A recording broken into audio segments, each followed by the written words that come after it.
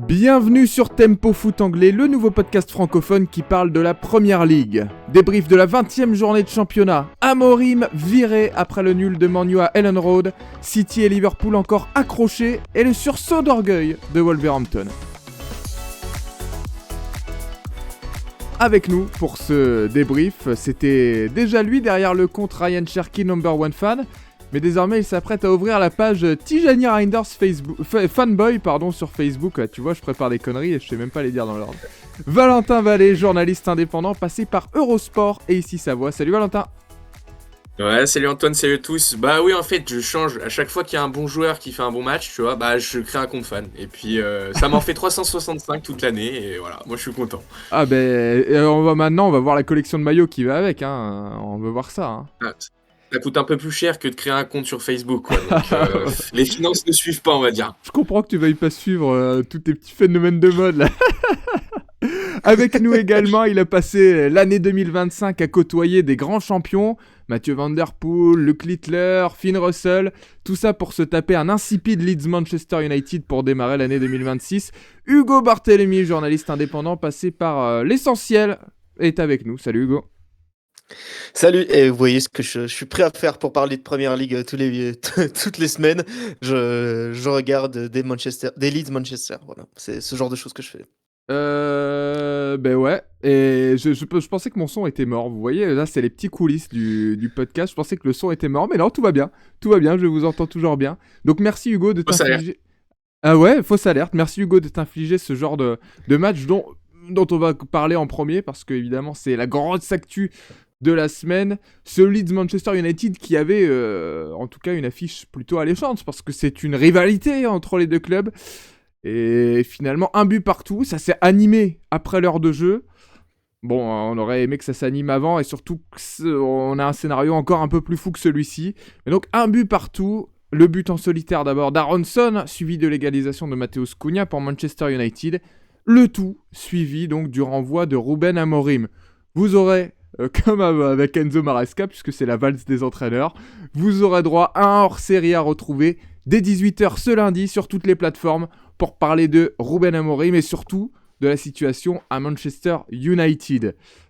Justement, la situation à Manchester United, on va l'évoquer rapidement, plus sur ce match en tout cas, avec toi Hugo pour commencer, et notamment ces problèmes offensifs de Man U qui sont encore plus révélés sur ce match, entre les blessures et les départs à la CAN, ça commence à peser devant.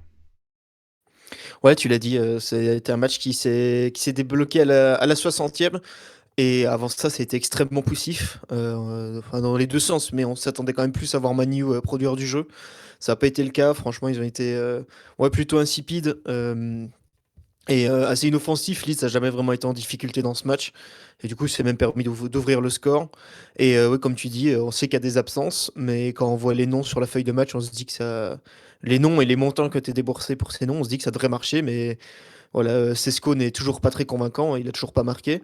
Invisible, et... Ouais, invisible dans ce match. Et Joshua Zirkzee délivre un assist, mais voilà, c'est pas, ça reste pas le joueur le plus convaincant de l'effectif. Donc, période compliquée et poussive offensivement pour les Mancuniens. Après, je partagerai pas totalement ton avis. Enfin, tu vas me dire à un joueur près, mais je trouve que Matheus Cunha est quand même plutôt bon, surtout depuis, on l'a dit, on en a parlé, la CAN et la blessure surtout de Bruno Fernandes. Bon, c'est pas une bonne nouvelle, hein, cette blessure, mais ça permet à Matheus Cunha de retrouver un rôle qui est un peu plus le sien, un peu plus au soutien de l'attaquant, un peu en 10, là où des fois Bruno Fernandes aussi jouait beaucoup. Et donc ça lui permet d'avoir beaucoup plus d'impact sur le jeu. Il est buteur face à Leeds, il aurait pu marquer un doublé aussi. Et je trouve que c'est la satisfaction quand même depuis cette CAN. Depuis le 15 décembre, il est déjà à 3 buts et 2 passes décisives, donc en 5 matchs. Donc c'est quand même des stats qui sont plutôt honorables. Voilà, bon après c'est sûr que si on enlève Matheus Cunha et Zirkzee là, qui a fait une bonne rentrée sur ce match-là, c'est sûr qu'il n'y avait pas grand-chose offensivement pour Manchester United. Oui, parce que tu disais la blessure de Bruno Fernandes, vous parliez de la CAN. On rappelle les départs de Amad Diallo avec la Côte d'Ivoire, de Bryan Mbeumo avec le Cameroun, et aussi Mazraoui sur le côté droit avec le Maroc. Ça commence à peser et les renforts, en tout cas de cet été, n'apportent pas satisfaction. Justement, là, Sesco, t'en parlais brièvement aussi, Hugo. Sesco, il n'apporte vraiment rien devant, et que ce soit face au but ou dos au but, parce que on a l'impression que parfois il est utilisé un peu en pivot. Il ne sert à rien, Benjamin Sesco, sur le front de cette attaque. Ouais, non, il a 3 tirs sur ce match, 46 ballons touchés, pas de tir vraiment dangereux, si ce n'est peut-être en fin de match, mais c'est qui n'a pas vraiment mis comment? Qui n'a pas mis en délicatesse la défense de Leeds et leur gardien Lucas Perry. Finalement, hors le but de Cunha, l'action la plus dangereuse, c'est peut-être cette déviation de Lenny Yoro. Ouais, Juste devant, où ça aurait il été a long. quand même fallu un sacré réflexe de Lucas Perry. Mais voilà, à part ça, il y a pas eu grand-chose.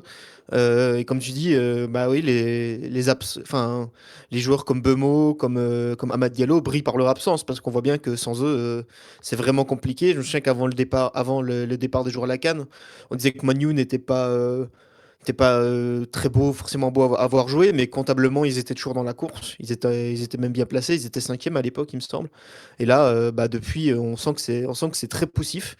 Et heureusement que Cunha fait des bons matchs, parce que sinon, vraiment, on se demande ce qu'il produirait offensivement, quoi, parce que ce serait vraiment Bah, compliqué rien. si en plus Cunha était pas là. Ouais. Et Hugo, justement, vu que Après, c'est. Oui, Valentin? oui, non mais quand on regarde quand même la liste des absents ou blessés, je leur cherche peut-être des excuses, mais Mount qui est pas là, Mbeumo, Mazraoui, Kobe Mainoo apparemment qui est aussi blessé, bon, c'est pas trop si c'est un choix tactique ou Ah, pas, il le sera mais plus, Bruno visiblement. Fernandes, Diallo, enfin je veux dire, tous ces joueurs-là, c'est des titulaires normalement, donc est-ce qu'on peut vraiment leur en vouloir dans cette période un petit peu compliquée, difficile qu'est la CAN, de moins tourner offensivement? Bon, je sais pas, mais Visiblement, on Entre peut guillemets, je parce leur en que veux. Ruben Amorim en a fait les frais. Donc, Oui. visiblement, on peut leur en Et je le vouloir. renvoie peut-être entre qu'il y a d'autres guillemets, c'est que problèmes. Sesco et Zirkzee à leur arrivée respective, donc cet été et à l'été dernier, c'est des gros espoirs. C'est pas des joueurs qu'on a pris pour faire la rotation. Donc c'est un peu ça aussi qui me dérange là-dedans, c'est que on a fait des grosses signatures qui ne marchent pas. C'est pas la première fois du côté de Manu. Il y a aussi Rasmus Højlund duquel ils se sont déjà débarrassés au Napoli. Enfin voilà. Donc franchement, c'est ça aussi qui est dérangeant. C'est pas non plus que c'est des U20 qui se sont retrouvés sous la pelouse parce que bah il manque des joueurs et on pourrait leur excuser. Là, Zirkzee et Sesco, c'est des joueurs qui ont montré des belles choses dans d'autres championnats et qui devraient élever leur niveau pour être à la hauteur de la première ligue. Et toujours un manque de stabilité, que ce soit sur le terrain, dans cet effectif, ou sur le banc. On en reparlera évidemment dès ce lundi à 18h dans notre hors-série spéciale Ruben Amorim, après l'éviction du technicien portugais de Manchester United. Justement, en vue du scénario de ce match entre entre Leeds et Man U, puisque c'était à Ellen Road, Leeds peut presque s'en mordre les doigts, là, Hugo. Ouais, parce qu'ils ont eu d'autres très belles occasions. En fin de match, notamment via Gudmundsson, Okafor qui ont frappé au but, mais aussi Joël Pirouet qui est monté en fin de match. Merci. Tu nous en avais parlé du meilleur buteur de Championship de la saison dernière, qui n'avait pas encore joué, ou en tout cas très peu, et qui là monte en fin de match et qui a deux frappes à la 88e et à la 92e. Une frappe Et enroulée ouais, là franchement, qui frôle la transversale, hein, je me permets, mais celle-ci elle était magnifique. J'aurais aimé ouais, pour celle-là, elle le était. storytelling qu'elle rentre, mais malheureusement non. Oui, c'est ça, non. Et puis, bah, du coup, il y a eu, ouais, il y a eu cette volée d'Okafor sauvée par Lamens encore. Enfin voilà, il y a eu d'autres occasions pour Leeds. Il y a aussi cette tête de Calvert-Lewin qui va heurter le montant. Donc franchement, ouais, Leeds, ils auraient pu gagner ce match, hein. Ils avaient les armes pour, ils l'ont montré. Ils ont eu les occasions pour aussi. Donc ouais, ils peuvent presque s'en mordre les doigts. C'est étonnant à dire, mais après, je pense que Daniel Fark et ses hommes se satisferont de ce point, qui est quand même important pour eux. On l'avait dit, un rythme de 1 point par match, on se maintient. Pour l'instant, ils le tiennent, ce rythme. Mais voilà, je pense que s'ils avaient pu se prendre un petit matelas supplémentaire, ils auraient pas été contre. Ouais, mais je vais aller dans ton sens, Hugo, mais je vais être un peu plus critique parce que je trouve que d'être à un rythme d'un point par match, c'est bien. Et ils le tiennent hein, depuis déjà plusieurs semaines parce que ils sont invaincus depuis le 29 novembre. Donc comptablement, ça tient la route, c'est Surtout, très solide, c'est bien. surtout vu le mois de Surtout vu décembre. leur, Surtout vu le mois de décembre, ils avaient Liverpool, Crystal Palace, Man U, etc., Chelsea. Mais là où je reste un peu plus sur ma faim, c'est que, bah, au final, vu ce qu'ils nous démontrent, ils sont capables de mieux, ils sont capables d'être plus ambitieux, moi je pense. Ah bah Antoine, je te vois hocher la tête. Mais non, Il est Est-ce que venu ça pour. sera pas un entre peu guillemets mieux. pour pour la saison de la confirmation, la saison prochaine, entre guillemets, que là, cette année, on se maintient, et puis l'année prochaine, on développera du beau jeu, Qu'est-ce entre que tu guillemets. attends de cette équipe Oui, de Leeds, Val? Jouer bah, comme Sunderland. ouais, bah non, mais alors peut-être pas au niveau de Sunderland, mais je veux dire, Sunderland, c'est un promu, on le voit qui au final a des ambitions et a beaucoup d'envie et bah, arrive à figurer quand même très haut Ah, dans la mais il y, première a- il ligue. y a eu 150 millions claqués cet été, hein, n'oublions pas non plus, hein, pour Sunderland. Hein. Oui, oui, oui, non, non, mais bien sûr, mais Leeds, c'est bien sûr un plus petit budget, etc. Mais je trouve que de ce qu'ils nous démontrent sur le terrain, ils sont capables de faire mieux. Et des fois, dans des matchs où ça pourrait basculer en leur faveur, en fin de match surtout, je pense. Je pense notamment au match face à Liverpool aussi. Il y a eu 2 matchs face à Liverpool où ils font match nul, où ça peut basculer en leur faveur. Et ben, ils ont pas ce petit supplément où ils se disent, allez, peut-être qu'on peut y aller. Et on peut arracher plus qu'un match nul. Et je trouve que c'est ce manque-là, je sais pas si c'est un manque d'ambition ou si c'est aussi un peu du réalisme et se dire un nul c'est bien, on est d'accord. Mais ouais, je pense qu'ils auraient pu gagner certains de leurs matchs dernièrement avec un peu plus d'envie dans les dernières minutes. Mais bon, Ils après ont quand c'est. même, C'est ils ont quand dur. même posé 155 millions, hein, cet été, hein, Leeds. Ah, aussi? Ouais. Autant pour moi, Voilà. autant pour moi, autant pour moi. Non Donc, mais, je vois, j'avais pas vu l'enveloppe grossir, moi je me suis dit à coup de Calvert-Lewin, vous mettez 3 millions sur la table, il doit venir, je pense, non? Non, non, pardon, ouais, je mais il y suis a quand critique. même. Oh là, oh là. Pardon, je suis Non, non, il y a critique. quand même des joueurs qui sont venus pour un beau billet du côté de Leeds. Donc, enfin, c'est pas de très gros billets, mais beaucoup. Il y a quand même plusieurs joueurs à plus de 10 millions. De Donc, toute façon, ils ont ça s'accumule remodelé. vite, hein. Ouais, ils ont remodelé pas mal leur effectif. La preuve en est notamment avec le fait que Joël Piron ne joue que des petits bouts de match et enfin 10 matchs sur 20 cette saison en première ligue. C'est que finalement on a remodelé vraiment l'effectif. Et c'est d'ailleurs, c'était une critique notamment des fans de Leeds en début de saison qui disaient, bon, ouais, mais ces joueurs, ils ont eu 100 points en championship. Certes, il faut faire enfin, faut pas faire l'ascenseur, mais on peut quand même donner la chance à un peu plus de joueurs qui ont connu la montée. Et un recrutement intelligent, mine de rien. Ouais, en plus, ils gèrent bien parce qu'il y a des joueurs qu'on n'avait pas beaucoup vus depuis le début de saison, notamment le Belge Sébastien Bornau, qui faisait beaucoup le banc et qui là depuis 2 matchs est titulaire et sort des bons matchs en plus. Donc ça montre qu'en plus ils ont des solutions différentes, quoi. Ils peuvent s'adapter et ça aussi c'est intéressant. Ouais, et en tout cas, je te trouve quand même sévère, Valentin, parce que ça fait 3 années de suite qu'on n'a pas de promu qui reste en première ligue, et là, on a l'occasion d'en avoir 2. Donc, bon, je te trouve sévère avec Leeds. Mais c'est très bien, C'est hein. pas sévère, je pense qu'ils ont. Enfin, en fait, je vois une équipe de qualité, donc je me dis, bah pourquoi pas faire peut-être encore mieux. Voilà, c'est pas sévère avec une équipe qui est faible, et je me dis, ils ont pas trop d'espoir de faire mieux. Là, je trouve qu'il y a matière. Mais bon, après, c'est déjà très bien ce qu'ils font, on est Ouais. d'accord. Ouais, moi je me demandais simplement un petit. En regardant le. C'est Okafor qui sort et Nmecha qui rentre. J'ai pas l'impression. Enfin, j'ai pas l'impression que l'entente soit au beau fixe. Je sais pas si la poignée de main était très froide. Je me dis, est-ce qu'il y a de la concurrence un peu qui pèse dans les têtes ou dans le moral devant Je sais pas, j'ai trouvé une poignée de main très froide. Après, c'était peut-être juste un détail et l'assistant lui parlait en même temps, mais. Ouais, je trouvais ça un peu bizarre. Je me dis, peut-être que ça peut leur jouer, enfin jouer sur leur dynamique derrière, je sais pas. Bon, en tout cas, Leeds accroche Manchester United. Retour rapide sur Manu avant d'enchaîner et puis d'en parler plus longuement ce lundi soir, Hugo.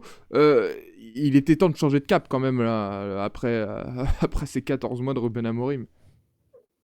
Ouais, je pense que c'était demandé par beaucoup de monde, notamment chez les fans, parce que on a l'impression que on laissait durer sans trop de raison quand on comparait les stats des différents entraîneurs depuis l'époque Ferguson. Ruben Amorim faisait vraiment partie des pires séries, surtout sur cette saison. Enfin voilà, il faut le dire, les chiffres sont pas bons. Il fait moins bien que la majorité de ses prédécesseurs, même de la totalité, je pense. Et du coup, bah, à un moment donné, il faut agir. Est-ce que on dit l'entraîneur est souvent le fusible. Voilà, on va voir ce que ça va donner. Il n'y a pas encore d'officialisation d'un successeur ou quoi. Ce sera Darren Fletcher qui va prendre l'intérim. Il y a quelques noms qui circulent, mais ouais, on verra ce que ça va donner. On verra qui vont aller débaucher. Mais clairement, il y a des. Enfin, si on peut insuffler un nouveau souffle dans cette équipe, ça pourrait leur faire du bien. Pour découvrir tous ces petites rumeurs, tout ce qui va bouger à Manchester United. Superbe passe D. Allez, la dernière fois que je vous le rappelle, ce soir à 18h ce lundi, notre hors-série spécial Ruben Amorim, moins d'une semaine après celui sur Enzo Maresca. Mais faut croire que les entraîneurs vont tous voltiger les uns après les autres. Finalement, Arne Slot, ce sera celui qui va rester le plus longtemps, vous allez voir. Alors qu'on l'a C'est longtemps ça. poussé vers la sortie, mais il s'accroche. Comme Daniel Fark, hein. Oui, ouais, après, ouais, ça n'a quand même rien de comparable. Oui, mais je veux dire, Daniel Fark et Slot se retrouvent un peu en même temps au bord du gouffre et finalement les deux s'en sont sortis. Et voilà, mais je suis content pour eux, tiens. Franchement, surtout pour Daniel Fark. Après, Arne Bon. Slot. Antoine Fleur Bleue, c'est beau. Ouais, bah là, toi, t'as été très médisant envers Leeds, tu vois. J'ai envie de flatter un peu l'ego de Daniel Fark.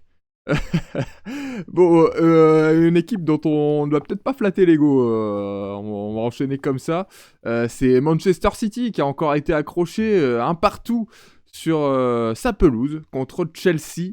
Le Chelsea de Callum McFarlane, du coup, l'intérimaire après le départ d'Enzo Maresca, en attendant Liam Rosenior qui devrait arriver, qui devrait être officialisé là dans les prochaines heures, hein, selon la presse anglaise et la presse française. Val Chelsea qui renverse tout. Alors, ils n'accrochent que le point du nul, les Blues, entre guillemets, mais vu où ils en étaient, c'était important. Et ce but d'Enzo Fernandez au bout du bout, qui représente bien un peu la mentalité du club londonien. Ouais, bah, c'est ça, t'as bien résumé. C'est vrai que c'est un nul qui a un peu le goût de défaite pour City et le goût de victoire pour Chelsea, parce que vu le début de match, la première mi-temps, honnêtement, de Chelsea était vraiment très bonne. Ils ont mis une grosse pression, ils se sont procuré énormément d'occasions, ils ont mis beaucoup d'intensité, de rythme. Donc voilà, qu'il y ait un 0 à la mi-temps pour City, c'était logique. Même s'il aurait pu avoir plus, hein, déjà à la mi-temps. Et en fait, en deuxième mi-temps, City n'a jamais réussi à marquer ce fameux deuxième but, n'a jamais réussi à se mettre à l'abri, donc au final c'est logique que Chelsea soit aussi récompensé. Il y avait un espèce d'euphorie quand même dans cette deuxième période, c'était pas au niveau de la première, mais Chelsea a réussi à bien s'en tirer, et bah ouais, je leur donne beaucoup de crédit quand même, enfin en tout cas suite à ce match nul, parce que c'est pas évident, le contexte n'est pas évident, tu l'as dit, et ce but d'Enzo Fernandez, c'est à l'image de ce Chelsea d'hier, c'est clair que voilà, ils ont jamais rien lâché. Ils auraient pu prendre 2 3 buts, mais à chaque fois il y avait un retour de Badiachil, le talon de Chalobah, il y avait quelque chose. Et ils avaient vraiment envie sur le terrain d'aller chercher un résultat. Et c'est plutôt logique, même si City aurait dû gagner ce match, vu la première mi-temps qu'ils ont fait, vu le niveau qu'ils avaient, et vu l'enjeu aussi qu'il y avait pour eux. Mais c'est logique de voir Chelsea récompensé par l'intermédiaire d'Enzo Fernandez. Un bon match aussi, j'ai trouvé de Delap, une bonne rentrée. Ouais. Alors c'était pas forcément très académique, c'était un peu aussi voilà, dans la rivalité, il s'est beaucoup La accroché, hargne. on a vu un gros tacle à Arne, voilà, merci, je trouvais pas le mot. Mais en tout cas, c'était ce qu'il fallait sur ce match-là. Et ils ont été combatifs, et bah c'est au-delà du jeu qu'ils pouvaient pas forcément développer, et que c'est pas évident avec un entraîneur comme ça intérim. Mais ils ont été combatifs, c'est ce qu'il fallait faire, et ils l'ont très bien fait. Beau Oui. match de Jurgensen aussi, hein, entre les perches. Ouais, Pour sa première le gardien de titularisation, Chelsea, ouais. il fait un plutôt bon match, hein. Et il a sauvé combien de fois? Parce que City a eu l'occasion de faire le break à plusieurs reprises, Hugo. Et au final, ils perdent des points qu'ils n'auraient peut-être pas dû perdre. Ouais, clairement. Val l'a déjà dit, ils ont eu des occasions de break. En plus, ils avaient déjà eu une grosse alerte au retour des vestiaires, hein, où Pedro Neto envoie la balle au-dessus du but. Mais honnêtement, dans sa position, je pense que s'il la retente 9 fois sa frappe, il la met 9 fois au fond du but. Donc il y avait déjà eu une grosse alerte que Chelsea pouvait frapper à tout moment. Et bah, ils ont beaucoup frappé, mais ils n'ont jamais été très efficaces, notamment via Cherki, via Doku, même Haaland qui était plutôt inoffensif. Et finalement, bah, c'est sur la fin de match où les alertes reviennent, notamment par Palmer, par Delap qui frappe à plusieurs reprises. Et Enzo Fernandez, il était intenable de la 94e à la 97e. Il a frappé 3 fois, donc une fois sur le but. Donc clairement, oui, ils ont un peu lâché ce match enfin, à la fin. Et finalement, bah, Chelsea en profite. Et ouais, c'est dommage pour City parce que, comme on disait, ils tenaient plutôt bien le match. Il y a eu une première alerte en début de deuxième mi-temps où ils doivent se dire, ils doivent se ressaisir, mais ils arrivent jamais à mettre le deuxième but et bah, ça leur a été préjudiciable. Et ce but digne vraiment une série Netflix, là, le but en 3 fois d'Enzo Fernandez. Ah ouais, C'est quand même. frappe ratée, puis sur Donnarumma, puis du bout du pied. Ça tape le poteau même en plus avant de rentrer. Ouais. C'est. Oh, c'est vraiment une bonne fin de match de Première Ligue comme on les aime. Val, forcément, on en a parlé un petit peu quand je t'ai présenté, ce que je t'ai pas encore introduit. Alors, l'impact encore important de Tijani Reinders. Pardon pour ce dérapage. L'impact encore très important de Tijani Reinders, qui a été buteur notamment ce week-end du côté de Manchester City. Ben ouais, on ne cesse de le répéter sur ce podcast depuis quelques matchs, mais Reinders, vraiment épatant. Et surtout, bah, encore une fois, offensivement, il a apporté beaucoup, il a marqué. Mais au-delà de... Enfin, déjà, son but est vraiment très beau. Vraiment, à gauche, là... Enfin, c'est un missile hein, qui lui a envoyé. Il a donné aucune chance à Jorgensen, vraiment. J'aurais pas aimé être sur la trajectoire du ballon. Mais au-delà de ce but, il se projette énormément. Il est toujours à faire un appel, à chercher des solutions. Et je trouve d'ailleurs, il est sorti très tôt hein, dans ce match, à la 51e. Enfin, je crois. Non, pardon, à la 70e, pardon. Mais c'est vrai qu'il est quand même sorti assez rapidement. Alors c'est vrai que la deuxième mi-temps de City, il a été moins en vue, à l'image de toute son équipe. Mais C'est le point en de première bascule. période... Ouah, non, c'est vrai qu'on pourrait dire que c'est le point de bascule, mais au final c'est plus au retour des vestiaires où City s'est enlisé un petit peu dans ce faux rythme, plus que la sortie de Reinders à la 70e. Mais en tout cas, c'est vrai qu'il apportait beaucoup quand même.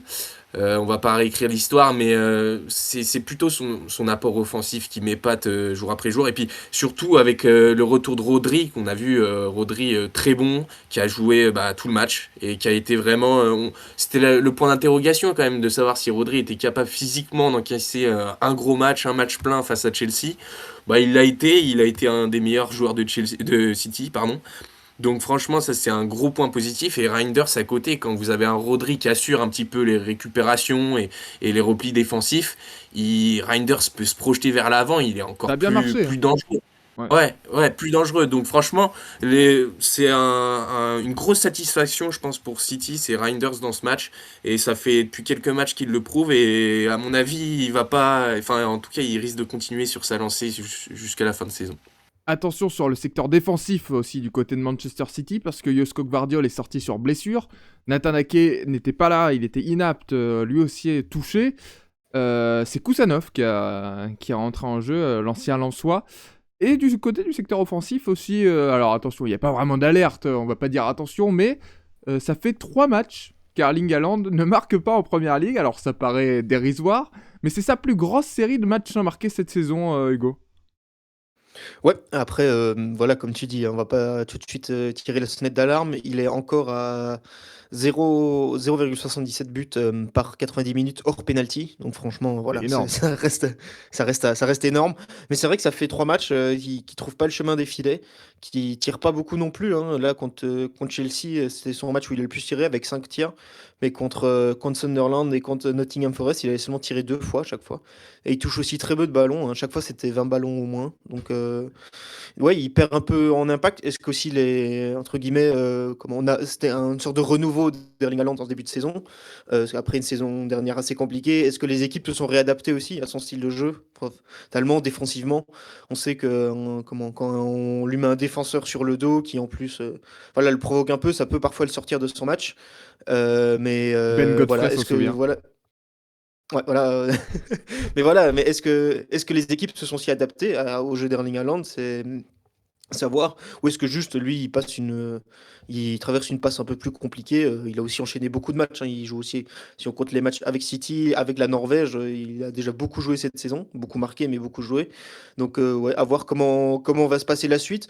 Je pense que si oui, dans 2-3 journées il aura toujours pas marqué, là on pourra s'inquiéter vraiment. Et après, il est tout proche de marquer là, sur un petit crochet pour s'ouvrir son pied gauche. Frappe qui récosse sur le poteau, qui même prend le Mm. poteau un peu rentrant, mais fuit le cadre. Euh, Moi, par contre, c'est dans ça qui m'impressionne, encore une fois, c'est dans sa faculté à participer au jeu maintenant. Et à ne plus être seulement servi devant le but, mais à vraiment s'impliquer dans le jeu et à faire les différences par lui-même avec son pied gauche. Je trouve ça Je trouve ça impressionnant. Mais donc 3 matchs sans marquer en première ligue, c'est un petit fait de cette saison. A priori, la série ne devrait pas trop s'allonger encore hein, pour Erling Haaland. Il n'a pas l'air en crise de confiance plus que ça. Mais c'est toujours bon de le souligner. City perd du terrain, notamment sur Arsenal, puisqu'avec ce match nul, les Citizens sont relégués à 6 points derrière le leader. Et ça fait un break là, Hugo, en haut de classement. Ouais, ça fait un break, alors que avant le match à Villa, on se demandait si c'est pas City qui allait repasser devant. Finalement, c'est Arsenal qui se retrouve devant avec 6 points d'avance. Un Arsenal qui était ultra efficace hein, face à Bournemouth, avec une victoire 3-2. Alors on pourrait se dire que c'est à l'arraché. Et c'est vrai que Bournemouth a eu plus d'occasions, notamment de la 20e à la 70e minute. Il y a 10 frappes pour Bournemouth. Il y en a une pour Arsenal. Et sur ce temps-là, ça fait 1-0 pour Arsenal. Ouais. Donc oui, ils ont été très efficaces. Et en plus, alors le premier but, c'est un but casquette hein, sur une grosse erreur de Gabriel. Jolie passe D pour son voilà. compatriote. Ouais, c'est ça, qui est sur le retour et il était pas encore totalement en jambes dans ce début de match, mais il s'est rapidement rattrapé Evan Nilsson en qui marque égalisant. le premier but. C'est Van Nilsson qui marque, mais Gabriel s'est rapidement rattrapé en égalisant après un super déboulé de Madueke. Hein. Là, il a déposé Antoine Semenyo. Et 20e but quand même en carrière hein, en première ligue pour Gabriel, c'est quand même à noter pour un défenseur central. Et puis derrière, Declan Rice qui était, on l'a dit, clinique. 2 fois au bon endroit, au bon moment, belle frappe. Premier doublé de sa carrière en première ligue. On se souvient de celui en Ligue des Champions, mais en première ligue, c'est son premier doublé. Et ils ont été hyper efficaces. Et Bournemouth a tenté beaucoup de choses, mais ça n'aura pas suffi. Et ils continuent leur mauvaise série à Bournemouth. Impressionnant quand même Arsenal, parce que c'est vrai que pas tellement dans le jeu, mais dans la gestion de la fin de match, quand Junior Kroupi met le deuxième but de Bournemouth, Quel on se but, dit en plus. ouh là là, quel but! Déjà, il est magnifique. Il S'il n'y avait venait pas de celui de rentrer. Reed derrière, c'était le but du week-end.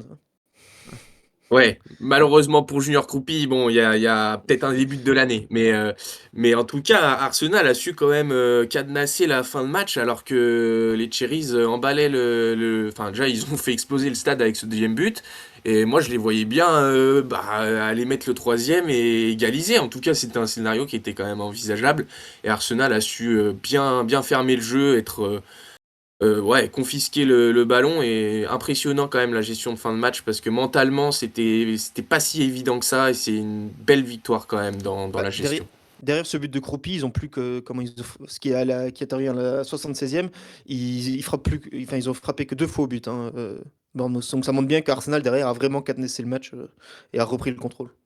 D'un splendide but d'Eli Junior Kroupi à un autre, celui d'Harrison Reed, qui a offert le point du nul à Fulham sur sa pelouse contre Liverpool. Là encore, un scénario fantastique, comme seulement la première ligue sait nous offrir. J'aime bien répéter ça, mais c'est vrai que ce championnat est magnifique. Le pétard d'Harrison Reed, là, faut le dire. Splendide frappe, c'est même pas dans la lucarne, c'est dans la lunette là d'Alisson. On peut pas faire mieux que ça. À la 97e minute de jeu, le sauveur, Valentin. Ah mais là c'est un pétard, là on est tous d'accord sur ça, il y a pas de doute. Non mais cette frappe elle est téléguidée, mais en pleine lucarne, on la voit partir en lucarne, mais en fait enfin tu peux rien faire quoi, tu peux juste admirer, même si t'es joueur de Liverpool, tu te dis bon bah c'est mort, il y a de partout quoi. Et non franchement c'est un but incroyable. Harrison Reed en plus il joue jamais, il avait que 6 minutes en première ligue cette saison, là il rentre et il marque quasiment dans la foulée. Donc en tout cas, s'il marque un but comme ça toutes les 6 minutes en Ouais. première ligue, moi je veux bien voir ça en tout cas. Et ça, tu parlais des 0,77 buts par 90 minutes pour Haaland, là on est sur d'autres stats. Hein. Là, En termes d'efficacité, on peut pas faire mieux. Hein. là, on est quasiment sur un Mais, but toutes les 10 minutes. Ouais, toutes les 10 minutes, c'est exceptionnel. Bon, Ouais, il y en a ouais, qu'un. Il y en a qu'un. 12 quoi. 7 minutes maintenant, voilà, Ah ouais. désormais. Un but toutes les 7 minutes. Ouais, c'est un bon ratio. Mais, Non, quelle frappe. Moi, franchement, ça a réveillé tout le monde, même les voisins, là, ils l'ont entendu. Parce que franchement, la frappe d'Harrison Reed, exceptionnelle. c'est Si vous, ça. si vous ne l'avez Et pas puis, vu. non, et puis si on recontextualise un petit peu, c'est vrai qu'on voyait Liverpool s'imposer. Bon, après, c'était un match qui était quand même insipide, on va dire, jusqu'à la 70-80e minute, parce que il y avait une petite stat que Canal a montré d'ailleurs à la 70e, je sais pas si vous l'avez vu, mais c'était un tir de chaque côté à la 70e. Voilà, Un et tir un but cadré, de chaque un tir côté, cadré. mais un tir cadré. Oui, Après, mais rien de plus, quoi. Enfin, je veux ce dire, sont il n'y a pas les, d'autres occasions. C'est sans les buts annulés, parce qu'on a quand même vu 2 buts annulés. Oui, et bon, aussi, il y a ce but Ouais. de Wirtz. Bon, je vous Alors, laisserai juger. non, mais La planète entière le voit parlons-en. hors jeu sauf l'ordinateur. Non, mais parlons-en. Il y a quand même des lignes tracées sur le terrain. Alors, soit les lignes ne sont pas droites, les bandes de pelouse claires et foncées, là. Soit les bandes de pelouse ne sont pas droites. Soit la VAR, ils étaient en lendemain de Ça, cuite, l'ordinateur c'est se pas trompe. possible. Non, mais attendez, il y a un Mais c'est pas humain l'humain, derrière c'est ça. l'ordinateur là qui. Mais C'est pour... Non, mais oui, l'ordinateur oui. normalement. Non, mais attendez, là, il y a pour tracer les lignes, pour mettre la ligne, là, c'est comme en Ligue 1, là, ils font descendre la ligne, non? Et pour mettre Non, le... Première Ouais, Ligue, je c'est sais comme à la pas. Coupe du Monde, ils ont le système semi-automatique là.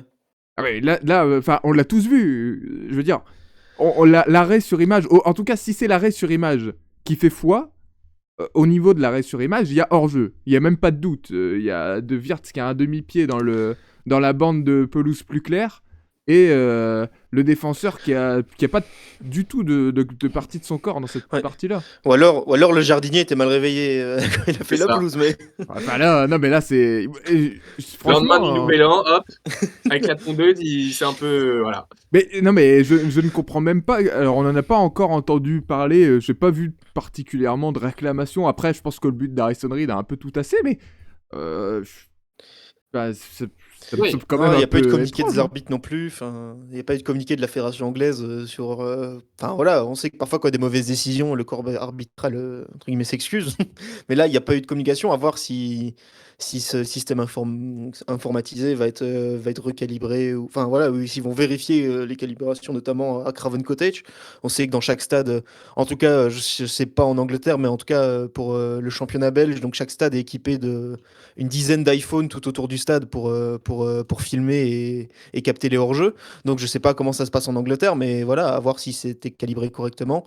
Et comme tu disais, j'ai l'impression que la terre entière voit Florian Wirtz hors-jeu, y compris l'arbitre de touche qui lève son drapeau, et pas la VAR, enfin pas le système de VAR. Donc c'est vrai que c'est assez étonnant. J'en connais un qui va se frotter les doigts pendant ce temps-là, c'est Arsène Wenger. Il va nous ressortir sa petite jurisprudence là. Et là c'est bon, hein, là on va en entendre parler pendant quelques semaines. En même temps, franchement, ça me semblait assez évident. Bon, 2 buts partout, c'est le score final en tout cas. Il y avait des points importants à prendre pour Fulham, qui avait affronté Burnley, Nottingham et West Ham, qui avait gagné ces 3 matchs. La bonne série se poursuit malgré les départs à la CAN, on en a parlé, des Nigérians Iwobi, Bassi et Chukwueze. 2 nuls de J'étais suite. tout content d'apprendre le match nul. Hein. Ouais, Enfin, super l'entraînement, ouais. vidéo que nous a envoyé Hugo là, et qui a regardé sur les réseaux de Fulham parce que vous savez, Hugo n'est pas qu'un supporter d'Arsenal, il aime tous les clubs de Londres. Non, pardon, je vais te faire avoir Ah des non, non, problèmes. pas tous. Et donc, sur les 5 derniers matchs, pour les Cottagers, c'est 11 points pris sur les 15 possibles, Val. Bah ouais, franchement, c'est très solide. On le répète, hein, mais en tout cas, ils sont. L'objectif, c'était quand même de s'éloigner le plus vite possible de cette zone dangereuse de la relégation. Bon, bah, ils sont au milieu de classement, ils ont 28 points, et tu l'as dit, c'est très solide. Donc après, à voir, je les vois pas non plus aller titiller les places européennes, même si en termes de points, ils sont qu'à 3 points de Chelsea, hein, donc, qui est 5e. C'est énorme, Donc hein. ça offre quand même de belles perspectives, mais ce qu'il faut retenir, c'est, on le répète chaque week-end, c'est que le milieu de classement en Première Ligue est ultra ouvert et ça permet de voir une équipe qui gagne 2 matchs de suite tout de suite se replacer et à l'inverse une équipe qui en perd 2 de tout de suite sombrer. Donc voilà, c'est encourageant pour Fulham, en tout cas ça leur permet d'avoir encore de bonnes ambitions pour la deuxième partie de saison et c'est pas toutes les années comme ça, donc c'est clair que c'est plutôt positif. Le spectacle n'est pas terminé en Première Ligue, loin de là. Du côté de Liverpool, en revanche, Hugo, on a beaucoup parlé de la blessure d'Isaac qui a, malgré elle, hein, et malheureusement pour Isaac, un peu facilité les choix d'Arne Slot, qui était bien embêté devant à associer Ekitike et Isaac. Le problème, c'est que Hugo Ekitike était touché et n'a pas participé à ce match. On n'a pas plus trop d'informations sur la blessure, a priori, d'Hugo Ekitike, qui ne devrait pas être absent trop longtemps, mais là, sans Isaac et sans Ekitike, devant, on sent que, sans vrai neuf, on sent que ça peine parfois quand même à trouver un point d'appui là, dans le front de cette attaque. Bon, on s'est retrouvé avec Cody Gakpo en neuf, qui est quand même beaucoup plus un profil ailier à la base. Je sais que la saison dernière, ils avaient aussi essayé quelques matchs avec Cody Gakpo en neuf, mais ça n'avait pas trop marché pour son arrivée. Et là, il a marqué sur le deuxième but, il est là au bon endroit au bon moment. Mais c'est vrai que ça n'a pas non plus été hyper convaincant parce qu'il n'a pas ce vrai profil de neuf. Alors que City joue habituellement plutôt quand même avec. Voilà, il joue avec Ekitike Isaac, plutôt un vrai neuf. Euh, c'est pas comme l'époque voilà, où il jouait avec Firmino qui était en permanence en décrochage et tout ça. Là, dans ce style de jeu-là, il y a justement Florian Wirtz qui est placé en numéro 10 et du coup, il faut un vrai neuf devant lui.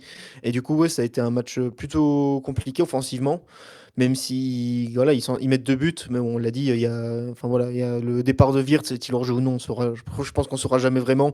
Et après, Il il était y a hors ce jeu. but de Gakpo il y a ce but de Gakpo sur un très beau stand de Frimpong, hein, qui a quand même été bon. Jeremy Frimpong et après ouais, Anderson plutôt se rate un peu sur son intervention et la balle va jusqu'à Gakpo mais derrière hors ça il n'y a pas eu d'autres grosses occasions offensives si ce n'est un but hors jeu de Gakpo mais où là il est 2 mètres hors jeu et même lui il le sait je pense. Tiens, tu Je parlais prends de la balle au Jeremy bon, Frimpong. d'ailleurs, ouais, Bah, le vas-y, Frimpong. Valentin. Ah oui, oui, oui, je prends la balle au bon.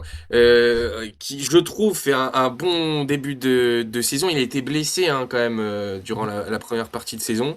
Et on manquait souvent d'un arrière droit à Liverpool. C'est une recrue en tout cas qui porte satisfaction, je trouve, sur les quelques derniers matchs. Il est très dangereux. Il apporte beaucoup de bons ballons, de bons centres, comme tu l'as dit. Ce centre pour Gakpo est un petit peu chanceux parce que voilà derrière Andersen il se trouve. Mais faut quand même un bon centre à la base et Frimpong il est là pour le faire et je trouve qu'il met beaucoup d'envie, beaucoup de d'allant dans cette équipe sur le côté droit et je trouve que Kerkez de l'autre côté il souffre un peu de la Oh comparaison là là. Ah, c'est parce dur, que Kerkez. ça manque Ouais. d'envie Et justement, ça manque notamment beaucoup face à son d'envie et d'allant. prédécesseur hein, qui était quand même Trenton Alexander-Arnold. Voilà, Ah, c'est bah, sur compliqué le pour lui, hein. côté gauche plutôt, Kerkez avec Oui, Oui, mais Robertson, quoi. c'est ce que je dis, il souffre de la comparaison actuellement, mais aussi avec son prédécesseur qui a laissé un sacré trou. Ouais, c'est clair. Et là, c'est vrai que deux profils de latéraux. Pourtant, c'est Kerkez qui avait déjà confirmé en première ligue. Et c'est lui qui est le moins. En tout cas, bien moins influent que Jérémy Frimpong ne l'est sur son côté droit et qu'il l'était déjà au Bayern avant.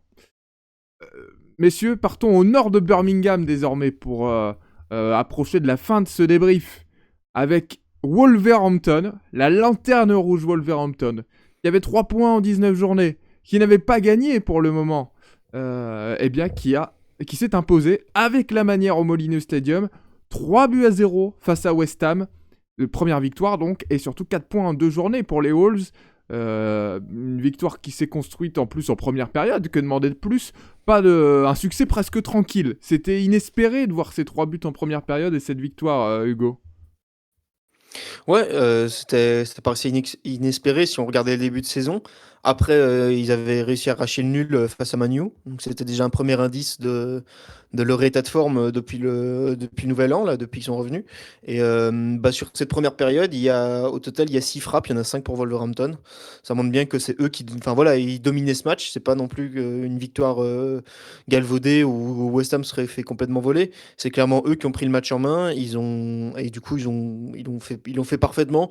Ils se sont assurés la victoire en première période, parce on a rapidement compris que West Ham ne reviendrait jamais, qu'ils étaient pas au niveau cet après-midi-là. Et ouais, une victoire qui fait du bien au moral. Après, il reste loin, mais on va voir ce que ça donne. Ouais, le prochain match, ce sera notamment à Everton.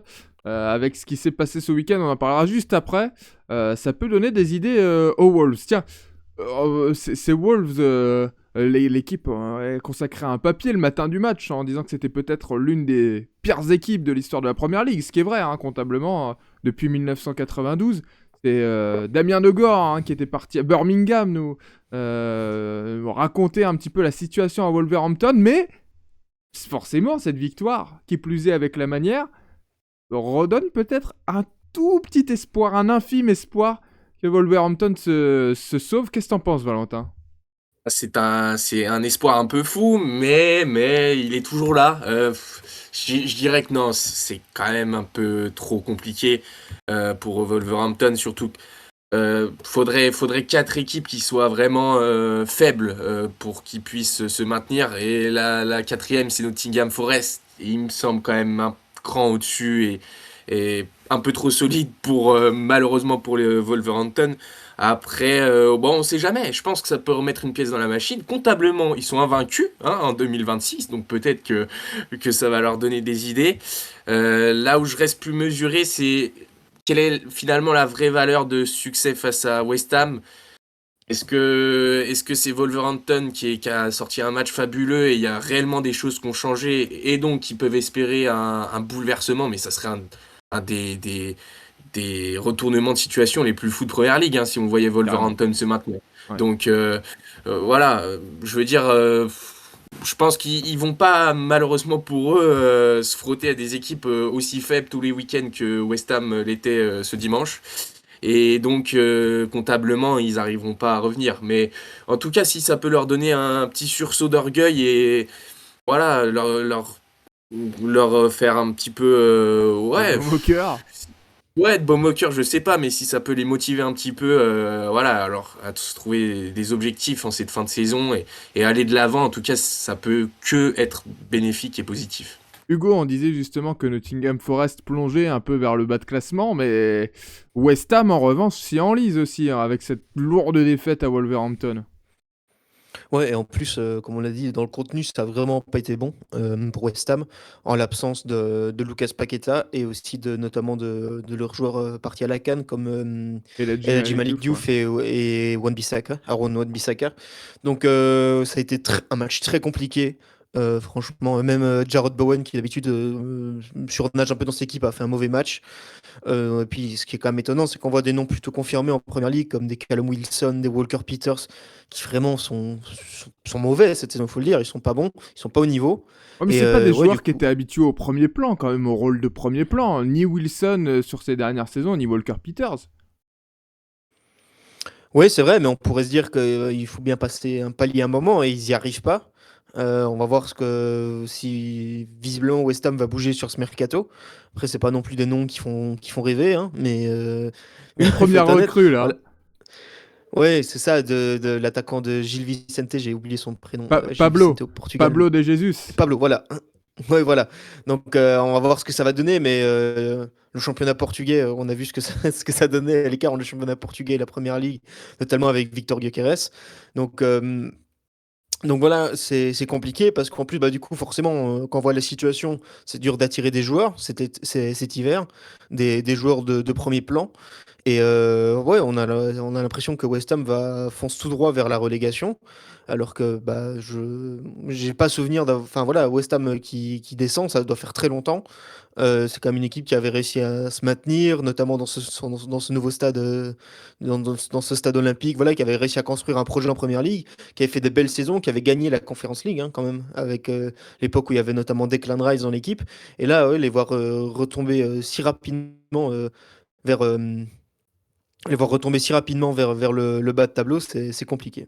Ouais, Pablo qui est arrivé donc pour 23 millions d'euros, selon les estimations de Gil Vicente.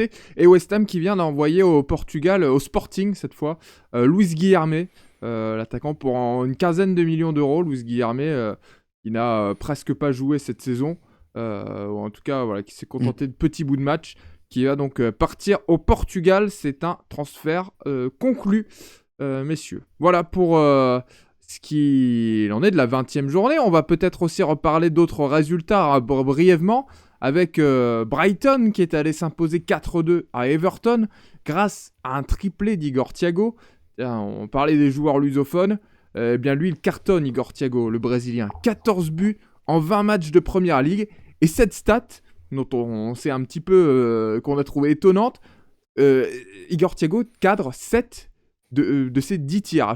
Dès qu'il tire 10 fois, il encadre 7, 70% de tirs cadrés. À titre de comparaison, Erling Haaland, c'est 59% de tirs cadrés. Sur la proportion de tirs. Donc c'est énorme de la part du Brésilien qui était arrivé à l'été 2024 de Bruges. L'an dernier, il n'avait pas vraiment joué parce que il avait été longuement blessé, près de 300 jours d'absence. Il était aussi derrière Brian Mbeumo et Yohan Wissa qui sont partis cet été. Et voilà, à 24 ans, profil grand, physique, plutôt rapide. Deuxième meilleur buteur de la Première Ligue derrière les 19 d'Erling Haaland est loin devant les 9 de Semenyo. Donc très belle pioche en tout cas du côté de Brentford qui enchaîne et qui remonte à la 7ème place au classement à 3 points de Liverpool, à 4 points pardon de Liverpool 4ème. Ouais, c'est remonter, c'est descente dans le milieu de tableau, c'est quand même. C'est J'ai l'impression que difficile chaque à semaine suivre. on annonce qu'une équipe se rapproche. J'ai l'impression que chaque semaine on annonce qu'une nouvelle équipe s'approche du top 4 et qu'une autre s'en éloigne. Donc c'est dense et c'est compliqué. Hein. C'est pas facile à suivre, effectivement. Voilà, messieurs, pour le débrief de la 20e journée de championnat. On se retrouve donc dès 18h ce lundi pour parler du cas Ruben Amorim, du cas Manchester United. On a des choses à dire, évidemment, sur ce bilan de Ruben Amorim. Pas très positive, on va pas se mentir. Merci, messieurs, d'avoir débriefé cette journée. On se retrouve très vite, puisque la prochaine journée de Première Ligue a lieu déjà cette semaine, dès ce mardi. Donc on va se retrouver très très vite sur les antennes de Tempo pour vous faire vivre ça au plus près. Merci Valentin, merci Hugo, et à très vite. Salut à tous. Salut!